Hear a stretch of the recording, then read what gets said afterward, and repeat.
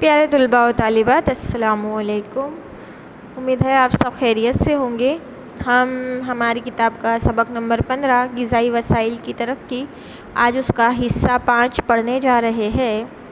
इससे पहले के 4 हिस्सों में काफ़ी कुछ मालूमात मैंने आपको फ़राहम की है और ऐसी उम्मीद करती हूँ कि आपको बहुत अच्छे से समझ में आया होगा, लेकिन फिर भी हम थोड़ा रिवाइज़ करके पुरानी मालूमात को ताज़ा कर लेते हैं। हम देखते हैं ग़िज़ाई वसाइल की तरक्की। तो ग़िज़ा क्या है? हमारी रोज़मर्रा ज़िंदगी की ज़रूरियात, अहम तरीन ज़रूरियात कहेंगे तो भी चलेगा। और अब हम उस ग़िज़ाई वसाइल में तरक्की के ज़राए क्या क्या अपनाएंगे वो चीज़। तो इसके लिए हमें नई नई किस्म की ग़िज़ाई तरीके और ग़िज़ाई तरीक़ों की ईजाद के लिए हमें सबसे पहले जाना पड़ेगा ज़राअत पर। ज़राअत क्या? खेती बाड़ी। वो खेती बाड़ी की तकनीक के अंदर किस तरीके से सुधारा होगा। हमारा मुल्क ग़िज़ाई पैदावार में सबसे अव्वल है और सबसे ज़्यादा इजाफ़ा हमारे मुल्क में ही है। अब यही ग़िज़ाई तरक्की के लिए किसान और जो नई नई साइंसी तकनीक जुड़ी हुई है वो किस तरीके से अलग अलग तरीके की तकनीक से जदीद ज़राअती निज़ाम को अपनाएंगी। तो इससे पहले हमने पढ़ा था कि फसली पैदावार की तरक्की। तो फसली पैदावार की तरक्की क्या कि हमारे जो ग़िज़ाई वसाइल है वो पौधों और जानवरों पे मुश्तमिल है, यानी हम उनसे ही ग़िज़ा हासिल करते हैं। और हम अपनी ग़िज़ाई वसाइल में नई मालूमात और तहकीकात के अंदर इजाफ़ा करने के लिए जो फसलों की पैदावार है वो फसलों की पैदावार में नई ज़राअती तरीक़े को अपनाते हैं और उससे पैदावार में इजाफ़ा करने की कोशिश करते हैं कि बेहतर से बेहतर तरीके से पैदावार हमें हासिल हो। तो इसी तरीके से खुद परवरिशी यानी कच्ची ग़िज़ा जो सूरज की रोशनी से हासिल होती है, तो वो सूरज की रोशनी और पानी और हवा से जो कच्ची ग़िज़ाएँ हासिल होती है वो नबातात अपनी ग़िज़ा खुद तैयार करती है। और हम क्या है? देख परवरिशी, जो हम दूसरों पर डिपेंड होते हैं। हम हमारी ग़िज़ा में फल, सब्ज़ियाँ, गोश्त, दालें, अनाज हासिल करते हैं और ये हमें कहाँ से दस्तयाब होता है? ये हमें दस्तयाब होता है खेत से, खेती बाड़ी से और जानवरों से हमें दस्तयाब होता है। तो हम हमारी ज़िंदगी का जो दारोमदार रखते हैं तो वो खेती बाड़ी पर और जानवरों पर रखते हैं। तो इस तरीके से तो हम हमारी ग़िज़ाई वसाइल में तरक्की के लिए नए नए ज़राए सोचते रहते हैं कि किस तरीके से नए ज़राए हम हासिल कर सकते हैं उसकी पैदावार में। तो फसलों की किस्में, फसलों की पैदावार में सुधार, खाद, आबपाशी, ये सब पढ़ चुके हैं हम, फिर भी मैं रिवाइज़ कर रही हूँ ताकि आपको अच्छे से जहन नशीन हो जाए। हमारी जो पहली दूसरी स्लाइड है, वीडियोज़ है, उसमें बहुत अच्छे से समझाया है, आप दोबारा देख सकते हो कि फसली पैदावार में इजाफे के लिए हमें अलग अलग तरीक़ों को अपनाना पड़ता है या हम सोच सकते हैं। तो सबसे है फसलों की किस्मों में सुधार, है ना।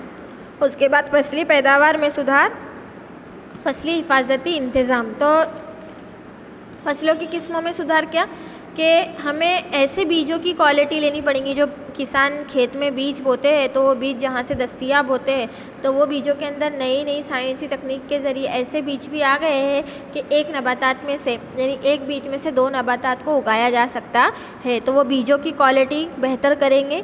हयातियाती और गैर हयातियाती अवामिल। अब हयातियाती अवामिल क्या? कहत, बहुत ज़्यादा ठंड पड़ना, बहुत ज़्यादा गर्मी पड़ना, ऐसे ज़मीन को लायक बनाना पड़े, ऐसा लायक बनाए ज़मीन को, खेती बाड़ी की ज़मीन को, कि उसके ऊपर हयातियाती अवामिल का कुछ भी असर ना पड़े। जैसे कहत साली का, बहुत ज़्यादा गर्मी की वजह से जो फसलें ख़राब हो जाती है उसका भी नुकसान ना उठाना पड़े और बहुत ज़्यादा ठंड बर्दाश्त कर सके, ऐसे बीज को बोना पड़े, ऐसी लायक हमें ज़मीन को बनाना पड़े। उसके बाद फसलों की पकने में, यानी फसलें जो पक कर तैयार होती है तो उसके वक्त में तब्दीली लाने की कोशिश करें। यानी कुछ फसलें होती है जो पकने के लिए 16-16, 15-15 महीने का वक्त ले लेती है। तो ऐसी फसलों का इंतज़ाम करना कि कम वक्त में वो फसलें पक कर निकल जाए। उसके बाद बीजें अच्छी किस्मों के तैयार करना और ऐसे बीजों को इस्तेमाल करना जिसके वसाइल में पानी कम इस्तेमाल हो। यानी बीजों की ऐसी किस्में तैयार करना जो कम पानी में भी पैदावार दे सकते हैं। चारे की फसलों को ज़्यादा चारा देने वाली और गल्लों की फसलों को पौधे छोटे बोने तैयार करना, यानी जहाँ से बहुत ज़्यादा चारा दस्तयाब होता है वो चारे वाली फसलों को दूर करना। तो इस तरीके से ये हमारा फसली पैदावार में सुधार था।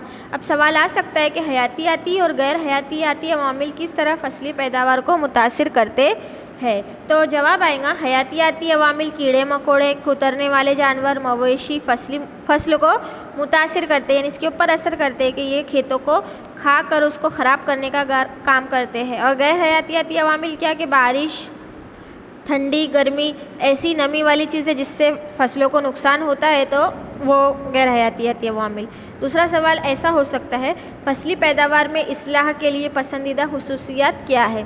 तो जवाब यूँ है कि अनाज की फसलों के लिए छोटे पौधे यानी बोने पौधे मौजू होते हैं, क्योंकि उनको उगाने के लिए कम तग़ज़ियाती अनासिर की ज़रूरत होती है और बेहतर खुसूसियात वाली फसलें ज़्यादा पैदावार देती है। और चारों की फसलों के लिए शाखों वाले होने चाहिए, यानी उनकी खुसूसियात अलग होना चाहिए, यानी चारों की फसलें अलग और अनाज की जो फसलें होती है उसको अलग तरीके से उगाना चाहिए। अब तग़ज़ियाती इंतज़ाम में क्या है कि पौधों और जो जानवरों से हासिल होता है उन वसाइल में नई तकनीक में इजाफ़ा करना, यानी किस तरीके से हम नई तकनीक में इजाफ़ा कर सकते हैं। यानी पौधों की जो ज़रूरियात है वो पौधों की ज़रूरियात हवा, पानी और मिट्टी के ज़रिए जो हासिल होती है, तो वो ज़रूरियात को तग़ज़ियाती तरीके से अलग करना और उसमें नए साइंसी तरीक़ों को डालना। अब इसी तरीके से हमारा तीसरा पॉइंट था खाद का। तो खाद क्या है, कुदरती खाद और जो है मसनूई खाद, वो दो खादों के ऊपर खेती बाड़ी में बेहतर निज़ाम की तरक्की के बारे में सोचना।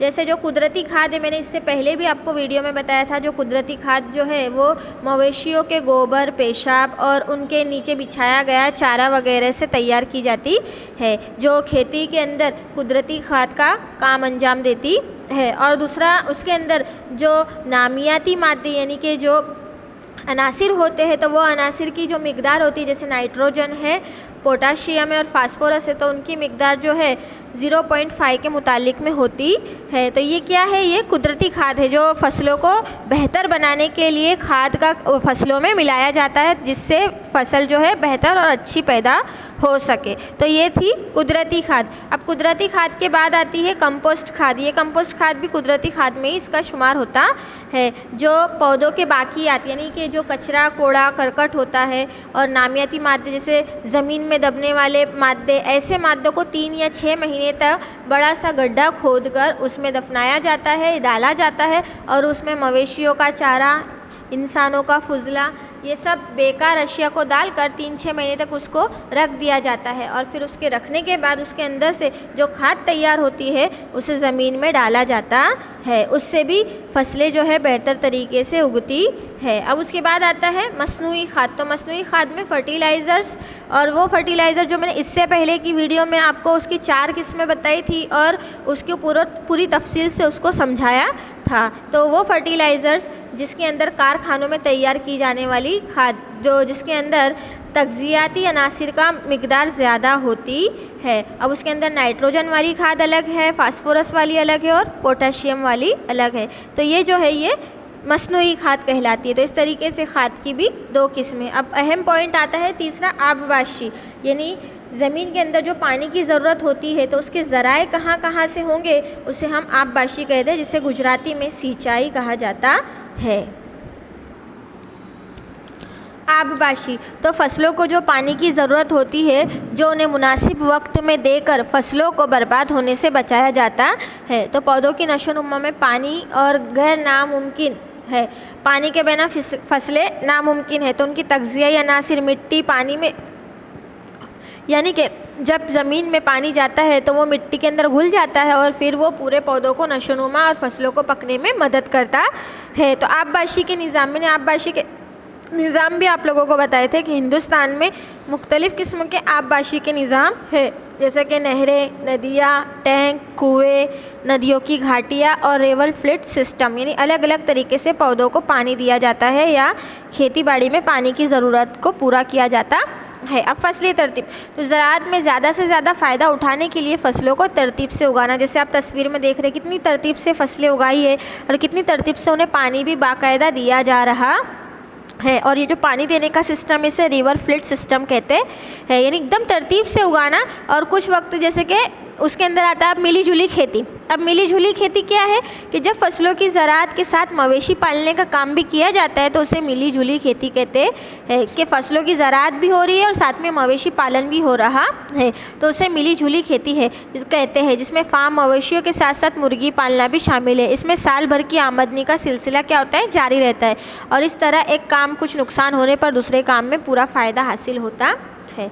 अब उसे कहते हैं मिली जुली खेती। अब उसके बाद आता है मिली जुली ज़राअत। तो मिली जुली ज़राअत एक ही खेत में एक मौसम में 2 या 2 से ज़्यादा फसलों को उगाना, जिसे कसीरुल फसल भी कहा जाता है। जैसे कि एक खेत में तुवेर डाला तो तुवेर के साथ साथ जो है गेहूं की फसलों को भी उगाना, यानी एक ही खेत में 2 फसलों को उगाना, तो उसे कहते हैं मिली जुली ज़राअत। जैसे कि कुछ बातों का हमें उसमें ख्याल रखना पड़ता है कि उन फसलों को जड़ के निज़ाम मुख्तलिफ होने चाहिए, यानी कि ऐसा नहीं कि गेहूं की जहाँ जड़ बीज बो रहे हैं वहीं पे तुवेर का भी बीज बो देंगे, उनका निज़ाम बिल्कुल अलग होना चाहिए। और मुंतकिब फसलों में तग़ज़िया या नाशी यानी रोशनी और नमी के लिए खींचातानी नहीं होनी चाहिए, यानी ऐसा इंतज़ाम करना कि जो हम मिली जुली ज़राअत दे रहे हैं, 2 फसलें उगा रहे हैं, तो वो दोनों फसलों के अंदर बाकायदा मिक़दार में उसके अंदर उनको पानी भी दस्तयाब हो, रोशनी भी, और हर एक चीज़ जो उनकी सिंचाई के लिए ज़रूरी है वो दस्तयाब होना चाहिए। तो इस तरीके से बेटा आज की वीडियो में इतना ही। अब इंशाल्लाह आने वाले वीडियोस में हम इसकी आगे का पढ़ेंगे। आज की वीडियो में इतना ही। अल्लाह हाफिज़। पूरी वीडियोस देखें और समझने की कोशिश करें। कुछ नहीं समझ में आता है तो आप मुझे मैसेज करके पूछ सकते हैं। अल्लाह हाफिज़।